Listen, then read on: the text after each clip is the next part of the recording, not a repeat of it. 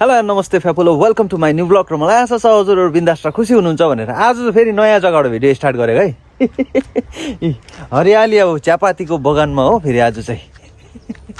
तर अहिले चाहिँ म नुहाउनु मात्रै आँटेको थिएँ कपाल चम्पी गर्दैछ त्यतिकै बुवालाई मैले छोड्नु जाँदैछु है बुवाको चाहिँ आज नेवारी मिटिङ रहेछ अन्त म आउँदाखेरि चाहिँ यहाँ यो कुन यो टी गार्डन हो म हजुरहरूलाई भन्नेछु है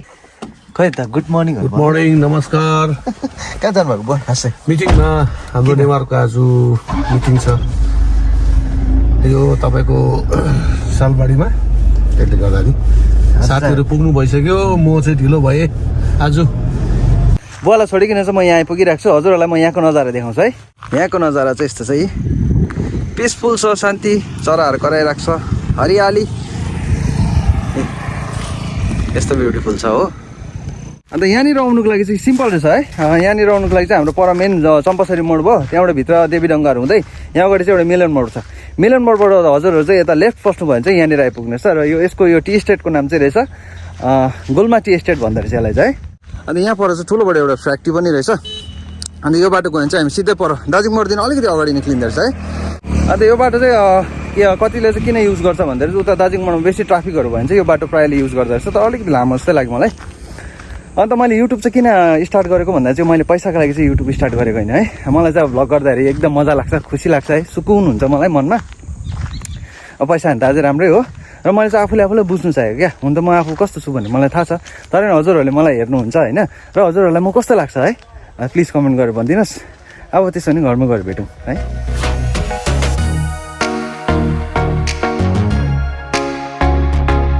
म चाहिँ आइपुगेँ घर हाम्रो ममा डल्लुले के गर्छ डल्लुले ओ डल्लु अन्त यता हेरेर यसो हाइहरू त गर न ल अब त्यसो हुन्छ म के गर्छु भने चाहिँ अलिकति नुहाइदिहरू गरिहाल्छु त्यसपछि फेरि भेट्नुपर्छ है हजुरसँग अब त फेरि हामी यहाँ सालबारी आइरहेको छु बुवालाई लिनु बुवाको मिटिङ सक्यो बुवा मिटिङ सक्यो तपाईँको सक्यो त यहाँनिर सालबारीमा चाहिँ हाट पनि लागेको रहेछ अलिकति हाटको नजारा पनि देखाउँछु है हजुरहरूलाई ए सालबारीमा कतिलाई हाट लागेको रहेछ अब अलिअलि पहिला चाहिँ हामी घरको लागि सब्जी किनिहाल्छौँ है दामै त कता बोल्बे हामी चाहिँ अहिले सालबारीबाट सब्जीहरू सबै किनिसकेर चाहिँ अहिले एकछिन बागडोग्रा जाँदैछ है अन्त यो अस्ति यहाँनिर एउटा ब्रिज बिग्रेको थियो नि मतिगढाको ब्रिज त्यो ब्रिज हजुरहरूलाई देखाउँछ है यो ब्रिज चाहिँ भएको क्र्याकी है यो ब्रिज क्र्याक भएर चाहिँ त्यहाँदेखि चाहिँ अहिले यो बाटो इमर्जेन्सी बाटो चाहिँ यो चलाउँदैछ हो यो बाटो हो तर आउँदाखेरि चाहिँ हामी उता बागडोग्रा साइडबाट आउँदा चाहिँ त्यहीँबाट जानुपर्छ अन्त बागडोग्रापट्टि जाँदा चाहिँ यो बाटो सट्टै जानुपर्ने रहेछ है त्यो चाहिँ मतिगढा त्यो मोड छ त्योदेखि अलिकति अगाडि आएर चाहिँ यो लेफ्ट साइड आयो भने चाहिँ यो बाटो आउने मैले तलबाट देखाएको थिएँ हजुरलाई त्यो बाटो चाहिँ यहाँनिर निस्किँदै सबै यहाँबाट सट्टा आएर चाहिँ उपर त्यो ब्रिज चाहिँ बिग्रेको हो यो जग्गाको नाम चाहिँ पाल्पा रहेछ यहाँ चाहिँ फुलहरू पुरै छ भरभरकै रहेछ फुलहरू प्लान्टहरू मजाको पैसा राख्ने तिमी चाहिँ कलरफुल थियो नि एउटा मैले अघि देखेको थिएँ नि परतिर नि हेर न अन्त यस्तो रहेछ है घरमा सजाउने चिजहरू चाहिँ दामी दामी पाउँदो रहेछ यो साइडमा पनि ड्याममै छ त्यो साइडमा पनि ड्याममै छ सबै रहेछ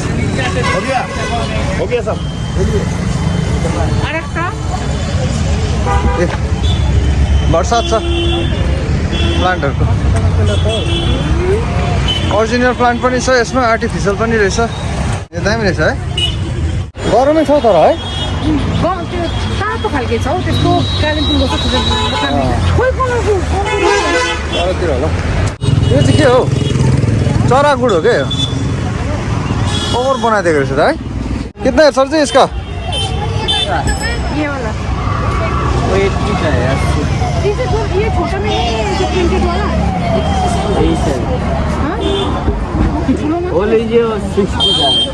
भाई छोटा में नहीं है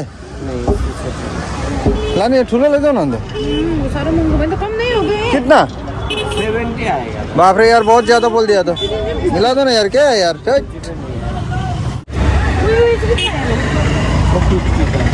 ऊ यहाँ पर 30 रुपियाँ दिँदै छ लो हेर त्यसो ए हुँदै यहाँनिर ल्याएर चलो भाइ ठिक है यो भाइले साह्रो महँगो भन्छ जस्तो यहाँ पर 30 रुपियाँ मात्रै भन्दैखेरि अब त्यहाँबाट किन्छु यो मान्छेले चाहिँ हामी व्हाइट कलरको लग्यो हो यो मान्छेले चाहिँ हामीलाई ओन्ली 50 मा मात्रै दियो यहाँ चाहिँ अब अलिकति दोकानहरू सबै घुम्नुपर्ने छ एकदम सबै जग्गा हेरेर बार्गेनिङ गरेर लियो भने चाहिँ कम्तीमा दिइहाल्नु रहेछ नत्र भने चाहिँ साह्रो पर्ने रहेछ के राख्नु नुन नुन राख्नु दामी हुन्छ त है कति छ यिनीहरू सोध न तो सर जी आइए ना इधर कितना रुपये है इसका 180 रुपये थोड़ा मिला दीजिए 80 ये वाला है 150 नहीं तो नंबर वाला ही चाहिए नमक लीजिए 20 रुपये कम देखिए सुनो ना भैया ये सब कलरफुलमा नहीं है यस्तो ठिकै छ त अन्त कति दिनु यस्तो 160 दीजिए 150 दिइहाल्छु नि अब ल 150 दिइहाल्छु त्यसको 50 भयो 200 ल अन्त कति यस्तो रहेछ होइन यसको चाहिँ यस्तो ढ्याप्पै यसको चाहिँ यस्तो खालको यो अलिक छोटो छैन यत्रो त साह्रो ठुलो भयो नि त नुन हाल्नु ए 200 रुपियाँमा एउटा कन्तुर हो त्यहाँ एउटा चाहिँ हामीले नुन राख्ने पट्टा लगायो दामी रहेछ त्यो पनि 200 रुपियाँ दिइहाल्यो त्यो मान्छेले डिस्काउन्ट गरिदियो हजुरहरू नै यतानिर आउनु भयो भने चाहिँ अब बार्गेनिङ गर्नुहोस् है बार्गेनिङ गर्नु भने हजुरहरूले पाइहाल्नु के किन्नुभयो नुन हाल्ने भैला भैला किन्नुभएको कतिमा 330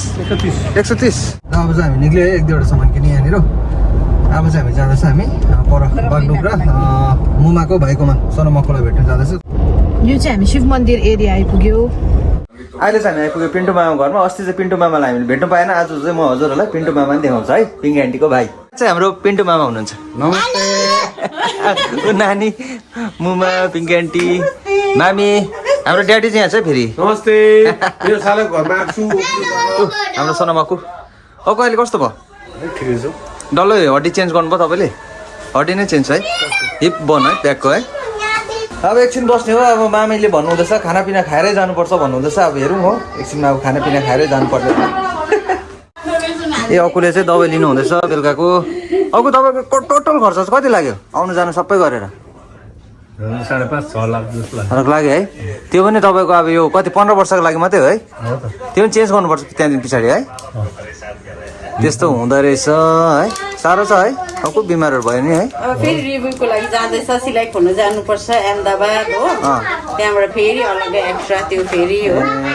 यसरी फालिदिन्छ अहमदाबादको आमामामा थाक रहेछ नि त है थाक दबाई त कति पनि छैन फेरि अक्कुको त योपालि पुरा खर्च भयो नि त अस्ति फर्स्टमा च्यानै जानुभएको थियो है त्यहाँबाट नभएर चाहिँ अहमदाबाद जानुभयो डक्टर नभएर है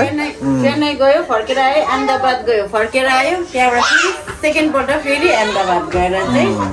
उयो गरेर आएको कोरोना आएर के भयो अरे भनेर अब अलिक दिन रेस्ट गर्यो दबाई सबै खायो भने त हिँड्नु मजाले हुन्छ नि होइन अब त्यहाँबाट अफिस पनि जान्छ त्यस्तो रहेछ हो अन्त अब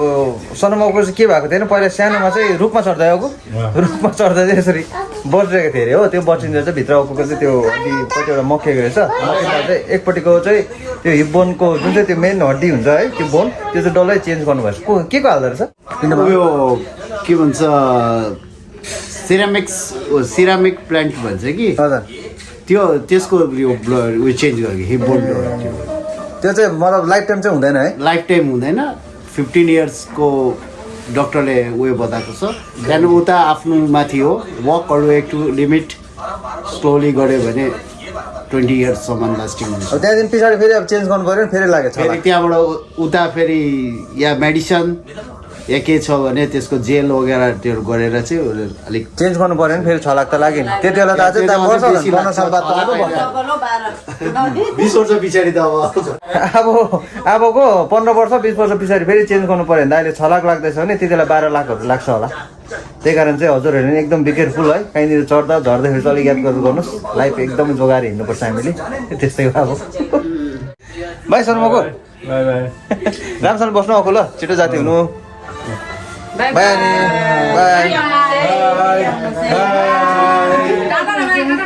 नानी नानी छिटो यता बाई ऊ नानीले चाहिँ भ्लग गरेको छौ सिक्दैछ उसले बाई नगर्ने बाई अब चाहिँ हामी यहाँ निक्लेको है हामी जाँदाखेरि घर त के भन्नु अब यहाँ पार्किङबाट जाँदैछौँ है यी मुमाहरूले मलाई पर्खिरहेको रहेछ सबैजना